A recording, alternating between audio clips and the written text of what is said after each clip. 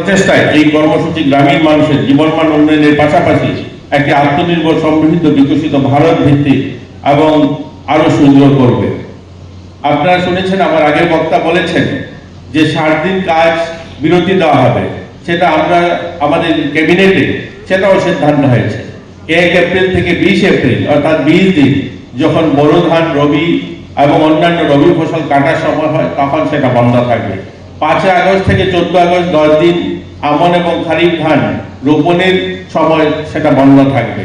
1 November থেকে 13 November রবি ফসল ও শীতকালীন সবজির জন্য জমি প্রস্তুত করা, তখনকার সময় ক্ষেত কৃষির জন্য যে সময় দরকার হয় তখন সেটা 13 দিন বন্ধ থাকবে। 15 ডিসেম্বর থেকে 31 ডিসেম্বর অর্থাৎ 17 দিন সেখানে ধান কাটা এবং শীতকালীন সবজি এবং আলু সেই সমস্ত চাষের জন্য তখন বন্ধ থাকবে। মোট এই 60 দিন কাজ বন্ধ থাকবে। এইরকম প্রথম পর্যায়ে আমরা প্রথম বছরের জন্য সিদ্ধান্ত নেওয়া হয়েছে। আগামীতে যদি মনে হয় এই সময় সেটাকে রদবদল করার প্রয়োজন আছে, সেটাও সেই সিদ্ধান্ত নেওয়া যেতে পারে। প্রথম পর্যায়ে আমরা এবছর এই 60 দিনের সিদ্ধান্ত নেওয়া হয়েছে যে এই 60 দিন কাজ বন্ধ রাখা হবে। পরিশেষে ত্রিপুরা সরকারের পক্ষ থেকে বিনীতভাবে অনুরোধ করছি যে এই কর্মসূচি সুস্থ এবং নিরবিচ্ছিন্ন বাস্তবায়নের স্বার্থে রাজ্যের প্রেরিত তহবিলের চাহিদা দ্রুত অনুমোদন এবং পূর্ববর্তী কর্মসূচির অধীনে উপকরণ বাবদ বকেয়া দান দ্রুত নিষ্পত্তি এবং স্থানীয় প্রয়োজনীয় অনুযায়ী প্রকল্প নির্বাচন এবং বাস্তবায়নে রাজ্যগুলিকে অধিক প্রশাসনিক ক্ষমতা প্রদানের বিষয়টি সদয় বিবেচনা করা হবে।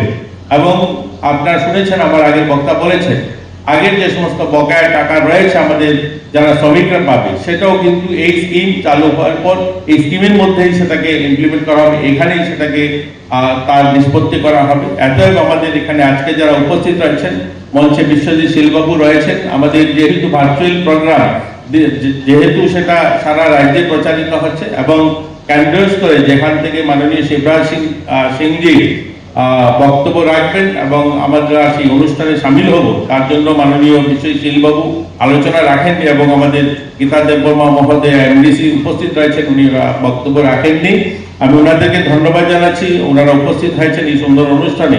মাননীয় সুভাষ চন্দ্র সাহা মহোদয় এডিশনাল সেক্রেটারি, তিনিও মঞ্চে উপস্থিত রয়েছেন, ওনার আলোচনা আপনারা শুনেছেন। মঞ্চে বিশাল কুমার ডিএমএন কালেক্টর পশ্চিম জেলা, উনি উপস্থিত রয়েছেন এবং জেলা পরিষদের বিভিন্ন সদস্যগণ উপস্থিত হয়েছেন, পঞ্চায়েত সমিতির সদস্যরা উপস্থিত হয়েছেন, পঞ্চায়েত সমিতির চেয়ারম্যান, ভাইস চেয়ারম্যানরা উপস্থিত হয়েছেন, প্রধান উপপ্রধানরা উপস্থিত হয়েছেন, সদস্যরা উপস্থিত হয়েছেন, সম্মানিত নাগরিকরা যারা উপস্থিত হয়েছেন, সকলকে আমি ত্রিপুরা সরকারের পক্ষ থেকে শুভেচ্ছা এবং অভিনন্দন জানাই এবং মিডিয়ার বন্ধু যারা রয়েছেন আপনাদেরকেও অভিনন্দন জানাচ্ছি।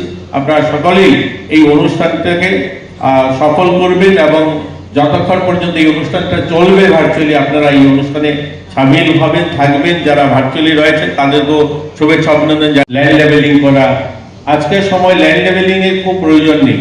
আজকের সময় আমাদের সিসি রোড চাই, পাকা ড্রেন চাই, মানুষের স্বরোজগারের জন্য, স্বনির্ভরতার জন্য মার্কেট স্টল চাই, কোল্ড স্টোরেজ চাই।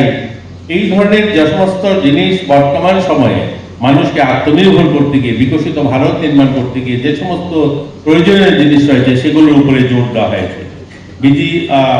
বিবিজি রামজি কর্মসূচি এই আওতায় ত্রিপুরা রাজ্যের শ্রমজীবী মানুষের কল্যাণে এক গুরুত্বপূর্ণ যুগান্তকারী সিদ্ধান্ত গ্রহণ করা হয়েছে।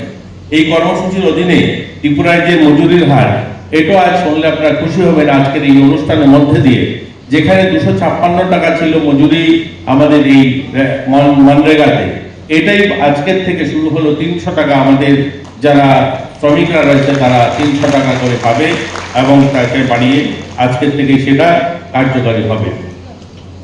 শুধু তাই নয়, কর্মসূচি কার্যকর বাস্তবায়ন নিশ্চিত করার লক্ষ্যে প্রশাসনিক ব্যয় 6% থেকে বেড়িয়ে সেটাকে 9% করা হয়েছে। অর্থাৎ যারা এটাকে মনিটর করেন, যারা পরিচালনা করেন, যে দপ্তরের যেখানে আগে 6% ছিল সেটাকে বাড়িয়ে 9% করা হয়েছে। অর্থাৎ এটাকে ইমপ্লিমেন্ট করতে গিয়েও যেন আরো সহায়ক, আরো ভালোভাবে সেটাকে করা যায়, তার জন্য সেটা বাড়ানো হয়েছে।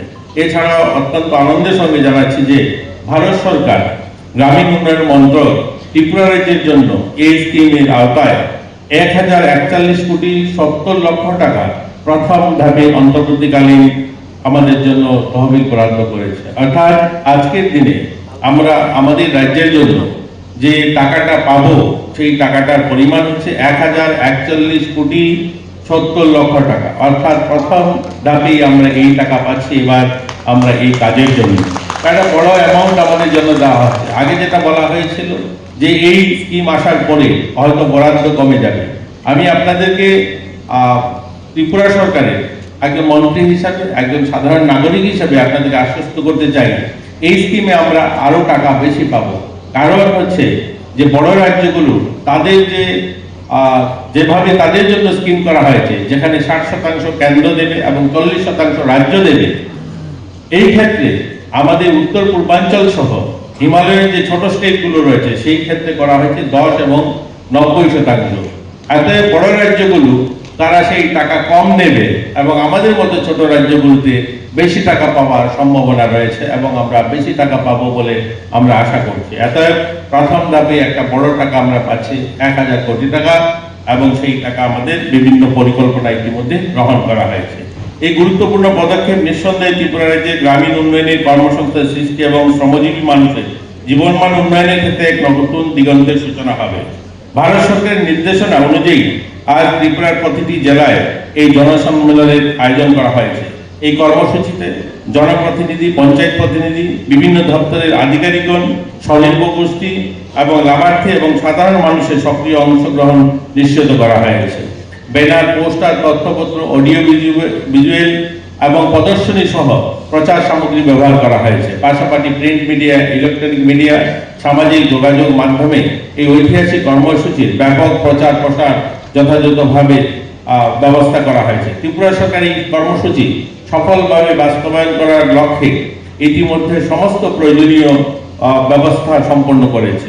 কৃষিকাজের স্বার্থে 60 দিন যে পিক এগ্রিকালচার সিজন ঘোষণা করা হয়েছে, প্রয়োজনীয় বাজেট বরাদ্দ করা হয়েছে। রিজার্ভ ব্যাংকে অফ ইন্ডিয়ার যে প্রয়োজনীয় অ্যাকাউন্ট খোলা এবং রাজ্য থেকে গ্রামীণ পর্যায়ে পর্যন্ত আর্থিক ও প্রশাসনিক কাঠামো সম্পূর্ণ सरकार से आप लोगों को जो भी इसमें सहयोग होगा हम जरूर प्रदान करेंगे और उम्मीद करते हैं कि हम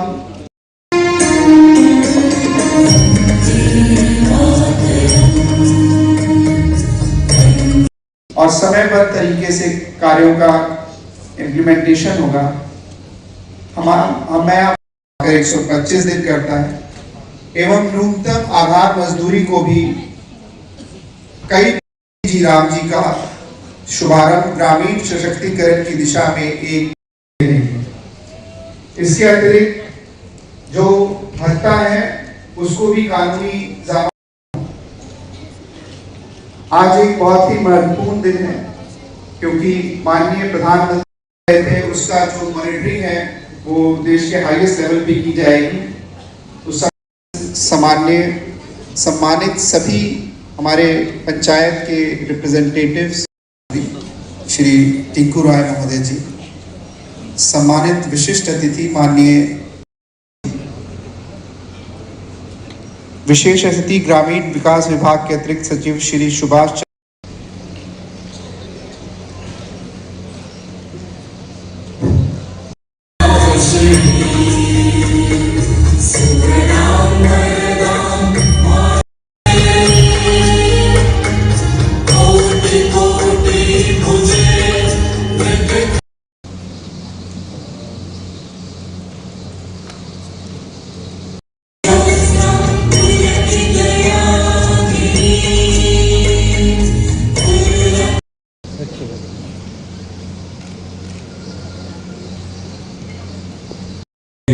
আমাদের জাতীয় গান বন্দে মাতরম। আসলে আমরা সবাই একসাথে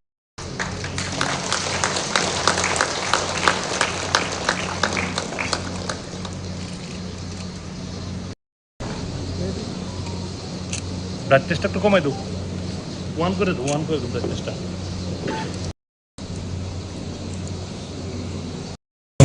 আমরা সবাই আন্তরিকভাবে কৃতজ্ঞ। আমাদের মাঝে রয়েছেন আজকের এই অনুষ্ঠানের প্রধান অতিথি, সমাজ কল্যাণ ও সমাজ শিক্ষা দপ্তরের যুব বিষয়ক ও ক্রীড়া দপ্তরের মাননীয় মন্ত্রী শ্রদ্ধেয় শ্রী টিঙ্কু রায় মহোদয়, পশ্চিম জেলা প্রশাসক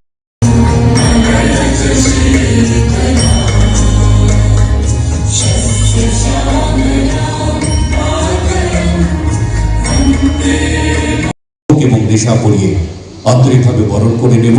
সেই সঙ্গে জেলা প্রশাসনের পক্ষ থেকে धन्यवाद सर। बाकी बातों में जब मैं बोलूंगा तब आपको बताऊंगा बहुत আইন এবং সেটা আমাদের 2 দশক পুরানো এনজিএনআরজি